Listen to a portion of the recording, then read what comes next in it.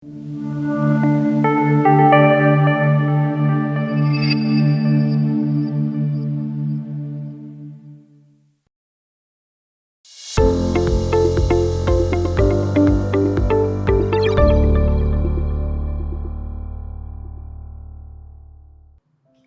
నేను మీ doctor Sahithi Salguti, chief consultant Yashas Netralaya. ఈరోజు మనం డిస్కస్ చేసే టాపిక్ హైపర్మెట్రోపియా. హైపర్మెట్రోపియా అంటే ఏంటి? మీలో చాలామంది అద్దాలు వాడుతూ ఉండుంటారు. సో ఆ స్పెక్టికల్ పవర్లో మీరు ప్లస్ వాడుతున్నట్టయితే దూరం చూపు కరెక్షన్కి దాన్ని హైపర్మెట్రోపియా అని అంటారండి.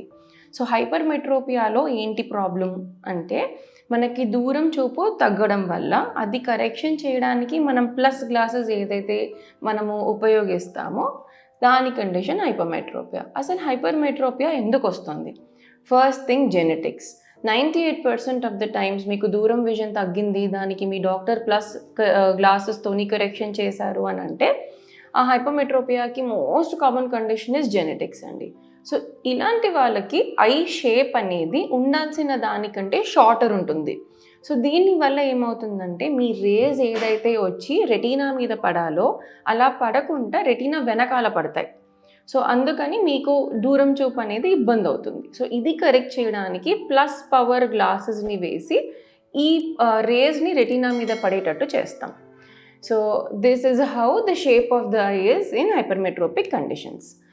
సెకండ్ మోస్ట్ ఇండ్యూస్డ్ కండిషన్ ఏంటి అని అంటే డయాబెటీస్ అండి. డయాబెటిక్స్లో కూడా మన లెన్స్ చేంజెస్ వల్ల ఈ హైపర్మెట్రోపియా కండిషన్ వచ్చే ఛాన్స్ ఉంటుంది. కొన్నిసార్లు ఐ ట్రామా వల్ల కూడా ఐ షేప్ అనేది చేంజ్ అయ్యి హైపర్మెట్రోపియా వచ్చే ఛాన్స్ ఉంటుంది. So these are the most common causes and conditions of hypermetropia. దీన్ని మనం ఎలా రెక్టిఫై చేస్తాము? Most of the time spectacle correction అండి. ఇందాక నేను మెన్షన్ చేసినట్టు ప్లస్ పవర్ లెన్సెస్ వేసి స్పెక్టికల్స్ మీకు ప్రిస్క్రైబ్ చేయడం వల్ల మీకు డిస్టెన్స్ విజన్ అనేది క్లారిటీ వచ్చేస్తుంది. ఇదే విధంగా కాంటాక్ట్ లెన్సెస్ కూడా వాడచ్చు.